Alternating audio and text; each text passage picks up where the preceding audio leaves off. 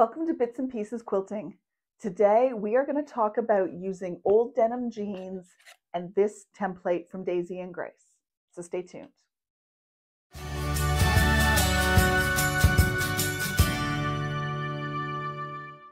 Hi, I'm Michelle, and today we're going to take a look at using upcycled or recycled denim jeans and this template from Daisy and Grace from Missouri Star.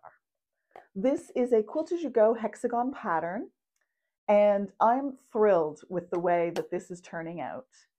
If you saw my video from January of 2024 on quilting rulers, it's called Quilting Rulers, the Good, the Bad, and the Ugly. This video is a follow-up to that. In that video, I talked about all of the quilting rulers I have in my collection, and it was an opportunity to explore the typical ones I always use, the ones I haven't really made the most of, and even some of the ones I've never used. And so this is a follow-up to that, to actually dig in and use something that's already in my collection. I was thrilled and enormously grateful to a viewer named Leah for her advice on how to use this Daisy and Grace template with denim jeans. And you'll see as we get into the video where my thought process started and was completely off track. So I'm so grateful to Leah for her advice, and let's dive right into this project. The original idea when making my video on rulers, the good, the bad, the ugly, and I'll put a link in the description below so you can check that out if you'd like, was to use my Daisy and Grace 2.5-inch hexagon quilt as you go template and some old jeans that Jason had worn out to save the denim and make a denim quilt. And I had this brilliant plan, and I thought it was going to be really exciting. And thankfully, I was able to put some text into the video before I released it, just to confirm that the brilliant idea wasn't so brilliant after all. So this was the test where I used the big template to cut the denim and the smaller template just to cut this piece of quilting cotton. And then following the instructions that come with the template, I was going to forego batting, put this as the outside, put this as the inside. You use the template to help position this. And I'm not sure if you can figure out yet where this is going, and this is where I didn't realize until I started to do this. The next step is to fold the denim this way, fold it up again. And that's fine until you get to the corner. And then you realize you have to do that here. And I'm not even sure how many layers this is in the end, but it's a lot, and it's a lot of layers of denim. And I was so disappointed because I thought this is not going to work. There is no way I want to try and, first of all, futz around with the denim, especially if it has a bit of stretch in it, to try and fold these tiny 1/4-inch folds. Like, yuck. And how many layers of fabric have we got going through here? Like 2, 4, like 8 maybe? And 8 layers of denim? I don't know. Like, my machine is really powerful, but I just think that's a bad idea. And so then, not using my brain, I don't know why I just couldn't quite see the forest for the trees. I started to think, well, is there a way to cut out like a triangle or something here? And then I thought, oh my gosh, that's ridiculous. And then some brilliant soul named Leah, whom I'm eternally grateful to, she said as a comment on the rulers video, why don't you switch places? Oh my gosh, this is brilliant. So why don't I make the quilting cotton, the back with the larger template, and put the denim on the front? And so that is exactly what I have here, with a larger piece of the quilting cotton as the backing and the smaller template for the denim as the center, no batting again. And now I'm going to continue my test block, but just sew around the edge here. This is no different than the way that the template intends you to use them. Normally you'd have another piece of cotton here and some batting inside. I think this is going to be perfect. And I'm so thrilled because I thought I was going to have to find a whole other project to use the denim. And I'm thrilled to be able to come back and revisit these hexagons with the denim in a completely different position from my original vision. I was so focused on that vision that I couldn't see that a slight adjustment was going to make all the difference in the world. So thank you so much, Leah. Looking forward to this. And I will come back probably in a couple of days or weeks after I make a few more of these and share some tips with you as to how it's going. My pieces are coming together really, really well. They are looking great. I took them over to the machine, and I'm not sure if you can see, but I've just done a nice tight top stitch all the way around.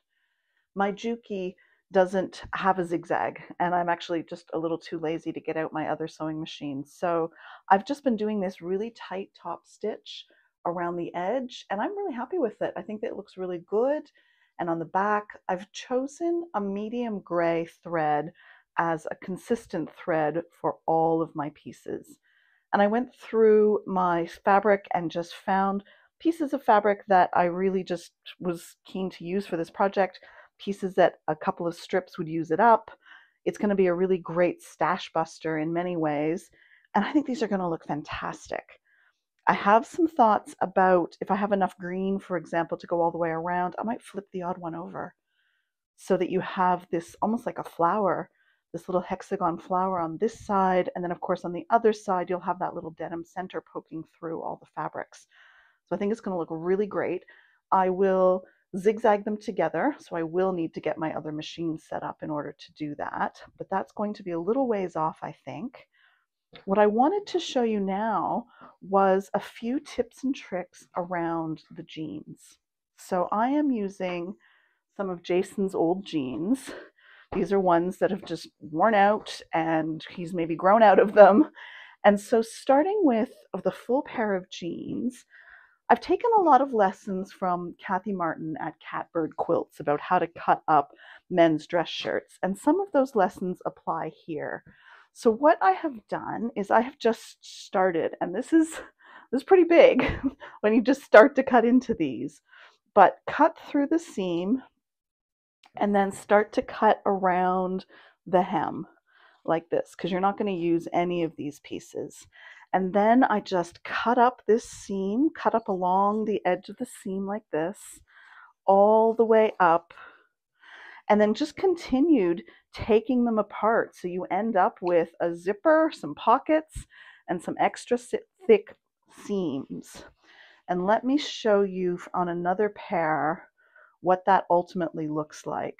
So here I have the back of one leg, and these are some interesting jeans that have a seam through the pocket. So I'm not sure if that's going to work for what I'm trying to do. So I've cut around because I will use this piece for sure. So I have a back of one leg, I have the back of another leg, and then I have two fronts. So cutting out the zipper, cutting off the waist, cutting out the pocket area, etc. And because Jason is the size that he is, these are 36-30 jeans, if that makes any difference, I am getting about 12 or 13 pieces out of the front of a leg, and somewhere between 12 and 14 pieces out of the back of a leg. So I'm getting, what does that add up to? 27 pieces per leg, which means about 54 pieces per pair of jeans. Jason likes a wide leg, so if you've got a shorter, skinnier person who likes skinnier jeans, you're going to get fewer pieces, of course. And so the next step after cutting the jeans apart like this, I have found, because I'm very right-handed, I've actually found that starting from the left side and moving this way works better for me. And then it's just a matter of lining up your template.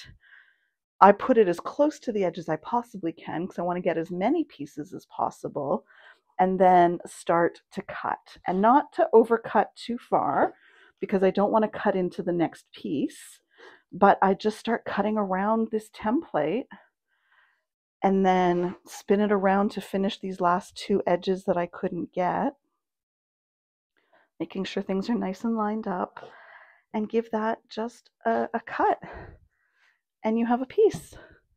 And I'll just keep squishing this in as tight as I can to get as many pieces out as I possibly can. And like I said, this is the front, so I'll probably get somewhere between 12 and maybe 14 pieces out of here.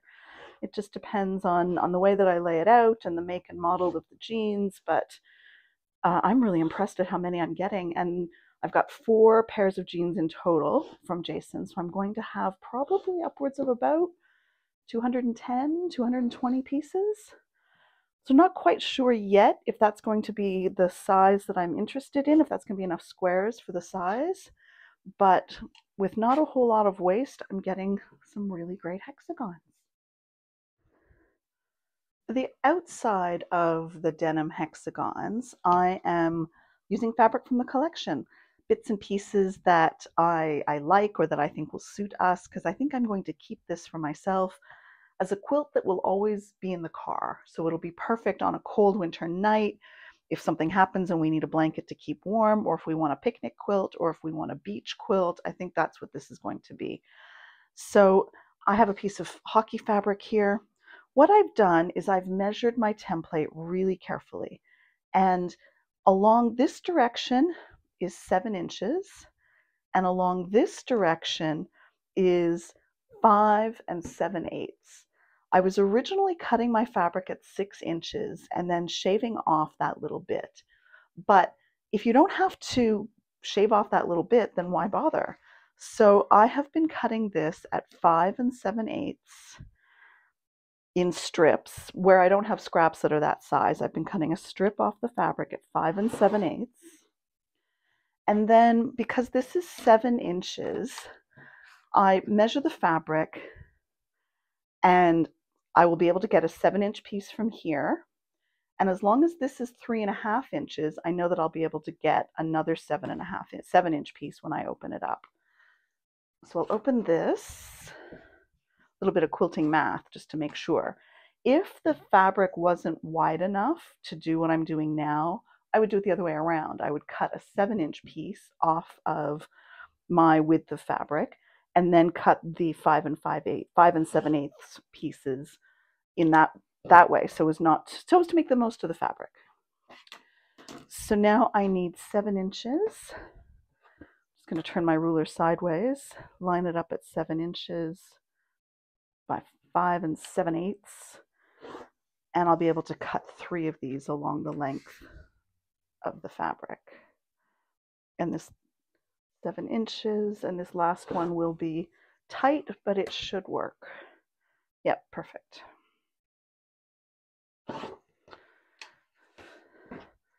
And then the template just goes on here like this, and we cut the 4 corners off essentially to get these hexagons. I'm so right-handed, I have to spin this around and line it back up again. I suppose if you have one of those spinning mats, which I don't, but I'm happy just to spin it around. So there we go. Simple as that.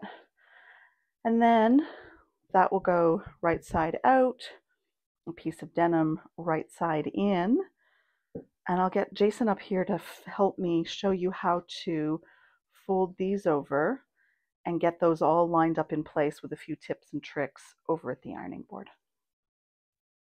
So we're here at the ironing board, my very dirty ironing board, lots of water stains, but let me show you a few tips and tricks for putting these units together. And this is just based on experience. So you need the large template on your background fabric to be the centering tool for this piece. Now you can pin this, but I have found that not pinning it works just fine. There's enough resistance there that it holds itself in place. So with that centered, I was trying to press all the way around. I would fold this and then bring the iron over and press. And that works all right for the first 1 or 2, but let me show you a few tricks that I have found. And what I have found is clipping it first works best. So I'll fold up this edge twice like that and just put a little clip in it to hold it. And then on this side, fold it twice again. Make sure that this first fold is just slightly shy. You don't want it to overlap at all. You want it just slightly shy of the denim. and then fold it up and grab your clip and clip that corner. Then bring the iron in and iron that piece down. And we'll proceed all the way around in this way, folding first and clipping, and then bringing the iron in. I tried it the other way. I tried ironing first, and I was burning my fingers, and it just wasn't working as smoothly or as quickly as this seems to work. So fold first, fold up. Make sure these corners are nice and lined up. Clip it in place, then bring the iron in to squish it down. Just keep working your way around. I have 48 clips, which means I can make 8 of these at a time before I run out of clips and have to go to the sewing machine. But that's a nice variety. Instead of trying to clip 200 at once and then sew 200 at once, clip 8, sew 8, come back, get 8 more ready. For this last seam, or the last fold, do the same thing. Fold it up, clip the corner, press, and I'll tell you, for the first few that I was doing, I was really concerned about making sure that my folds were pointing in the same direction. So I would undo this and refold and repress, and then I thought, you know what? Nobody's ever going to notice.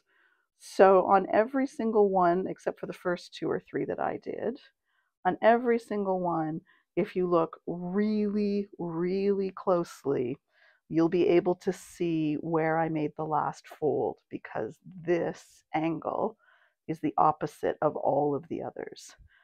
But you know what? It's way easier this way, and I honestly don't think anyone's ever going to notice.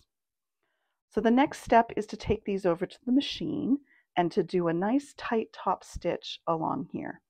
You can sew this by hand if you want. You can sew it with a light zigzag if you want. You can sew it with a blanket stitch. Because I'm using my Juki and all it does is a straight line, I'm just going to sew a nice tight top stitch all the way around. So here at the machine, I'm going to put my piece under the presser foot. I've just got a medium gray thread to use for this whole project. I've got both my threads up here where I can see them, just so that I don't get a little bird's nest on the back. And my presser foot is such that I can use the inside edge of the presser foot. So this little edge right in here as my guide, because I'd like a nice tight top stitch on this. So I'm just going to start, and then when I get to the end, after I come all the way around, I'm just going to back stitch to lock those stitches in place. So just moving along here, taking the clips off as you go, pivoting with the needle down and continuing to go around the hexagon, keeping that top stitch nice and tight, catching those folded edges. This doesn't take very long, and as I said at the ironing board, it's nice to do a little batch at a time, come over and sew them, go back and press them, just because I don't have enough clips. Making sure that that's nice and flat.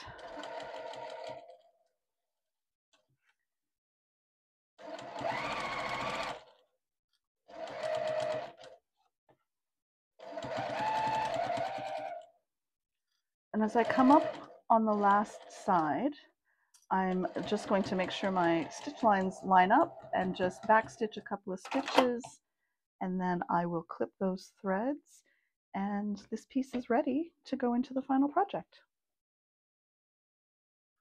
I'm down here on the kitchen floor with my denim hexagons, trying to get a sense of what's what. This has been really hard to visualize, so I'm really glad that I've laid it out down here on the floor to get a sense of where I'm headed. I'm not quite finished making all of them yet, but I think I've arrived at a plan. This layout is 15 long, 15 down this side, by 15 across. It's not likely going to give me a square because of the way that the rows are staggered, but I think I'm going to have enough pieces of denim in order to make this layout. And it's also a layout that's a multiple of 3, because in order to make these little flowers, I need 3 rows by 3 rows, I think, in order to make this work. So I think this is going to work. And I really like the idea of having the matching fabrics together to make these flowers, and then the denim squares flipped upright for the center and for the filler squares.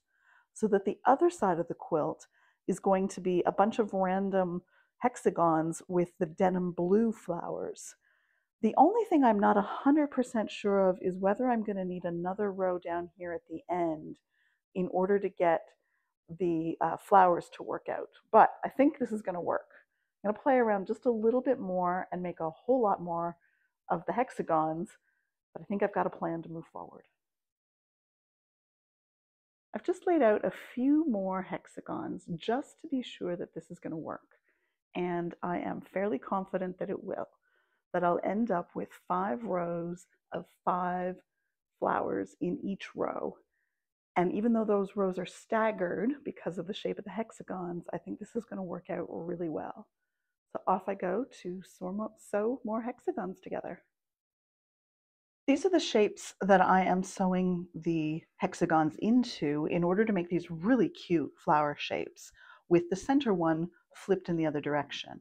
So if I flip that over, you can see I've got the fabric around the outside and the denim showing in the middle. I think these are going to look so cute. And this is a great quilt as you go kind of approach, because these are really easy to manage under the sewing machine. Eventually I'm going to have to start sewing these together, but for right now this is completely manageable. If I can get Jason to zoom in just a tiny bit, I'm using a zigzag here to sew these together. And I'll be the first to admit that this is not the prettiest. But given that I'm thinking this is a car quilt, a picnic quilt, a beach quilt, I think it looks fine. And the neutral gray across all of these fabrics also, I think, just blends right in. And it gives it some real strength with that really strong zigzag. I haven't set it to a satin stitch. I've set it to be a little bit more spaced out. But if you could feel this, you would feel how sturdy it is and how strong it feels. So that makes me happy, because I think with the denim, it's going to be pretty heavy once we're finally finished. So let me show you how I'm sewing these together. I'm starting with my 6 that match and then my centerpiece. These are some cute Olympic fabrics. And I'm going to start by sewing the outside fabrics 2 by 2. So if we come over here to the machine, I have a number of decorative stitches on my machine, and I've selected number 5, which is the 3-step zigzag, as opposed to just the single-step zigzag. I just think those extra stitches going into extra spots across the zigzag is going to strengthen my stitch. So take a look at what stitches you have. If you've only got a single zigzag, that's perfectly fine. Don't forget to do some testing. On my machine, I need to set it at the stitch number 5, and I've done some testing so I know what size I want my zigzag to be in terms of length and width. But I encourage you to do some tests on your own machine so that you get those exactly the way that you want them. So like I said, I'm going to start by sewing these 2 by 2, and I can just send these through the machine together. I'm actually looking, I don't know if you saw me spinning those there. Sometimes those sides fit nicely. Sometimes you have to push or pull a little bit just to get these to fit. I think there's a lot of room for human error in this process, but you'll see as we go along that there'll be instances where you might have to give these a little tug or squish them up a little bit to get them to fit.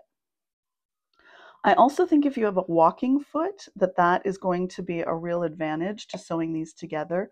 You'll see that I have to kind of encourage this just a little bit. So hopefully this isn't going to get too loud as we're filming, but I'm just going to see what's going on here. Hang on a second. Presser foot isn't plugged in. And we're back. Technical failure overcome. It always helps if you plug in all the pieces of your sewing machine. You can sort of see the edge of my Juki back there. I've just pulled out my other zigzag machine, and now everything's plugged in properly. So I'm just going to start the zigzag here. And as I was saying, if you have a walking foot, that's probably a good idea to use in order to get all these layers. I'm trying to let the machine do all the work but I also find that I can't quite help myself pushing and pulling just a little bit. I'm going to send the next pair of two right through after this.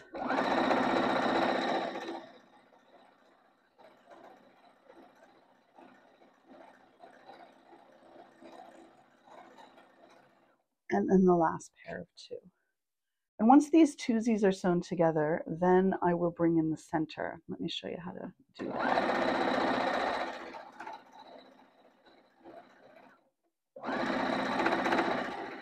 My plan, once I have all these flowers stitched, and there's 25 flowers in my layout, is to take them all back downstairs again and plan exactly where they're going to go in the final quilt, put in the filler pieces that I need, and then continue to sew in pieces and in segments until I get the whole piece sewn together. I'm just going to cut off these extra threads, separate these units. Try and keep your thread well managed as you go, because there is a little bit of stopping and starting here, and you don't want your final project full of all kinds of threads. So with two sewn together, I'm going to take my center. I'm going to remember to flip this over, because there's one that you may notice in the final quilt where I forgot to flip this over, but we're going to do that. And now I'm going to sew, maybe I'll come back over here and show you. I'm going to sew along these two edges. Then I'm going to add the next group of two in like this. So it'll be 3 sides at once. I'll have to end my thread and then do another 3 sides and then the last 3 sides. So it takes it in segments. I haven't been able to find a more efficient way to do this, but it does still go fairly quickly. So lining that up in there, dropping my presser foot, getting over some of those initial seams at the front end.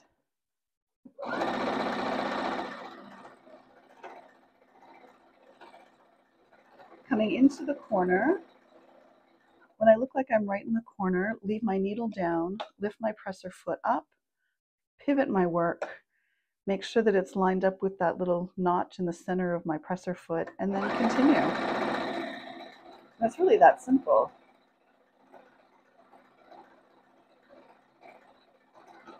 Same thing here. As I get to the end, leave my presser foot, leave my needle in, lift up my presser foot, take my next grouping of 2, make sure it's oriented properly. Ask me how I know. Turn my work and come down to the end here to join these together.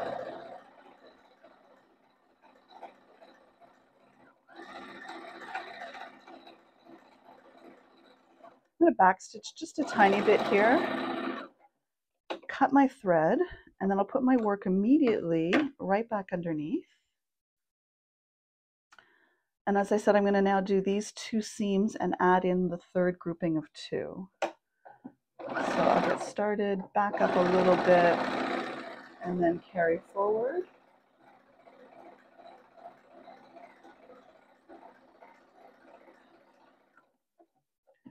With the needle in, pivot, do this edge,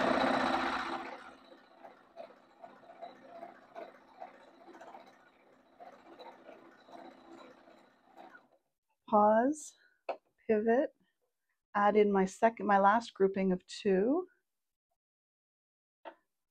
stitch out to the end here,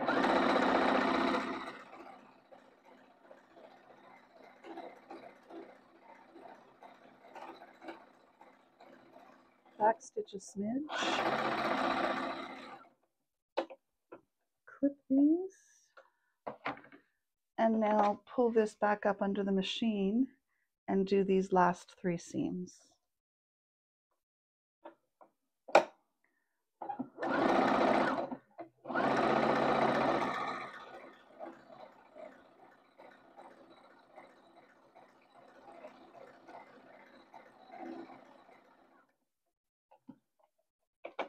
Oops, same process. I can see that I've landed right in the center, so let me just put my needle into the actual fabric, pivot,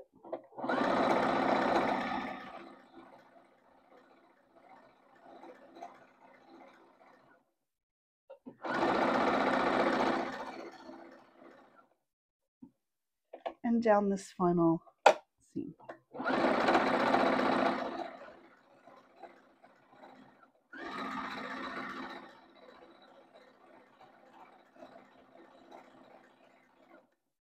Little back stitch, and that is another flower to go into the quilt.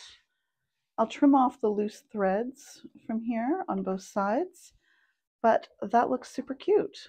So that's the side with the primarily the fabric, and then we have this cute one with the green center on this side, and a little sneeze from Jason. Bless you.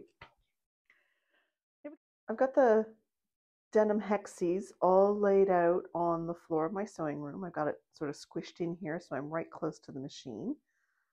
I think I have 15 rows of 15, and I think I can point here and then back over here in the corner. I think I'm missing 2 squares. But I have a plan. I have some denim blue fabric, and I think I'm just going to make a couple of little faux denim blocks just to fill into those holes. I think the other side is going to look more spectacular because of all of those little flower shapes, but this is the fill-in side on the back.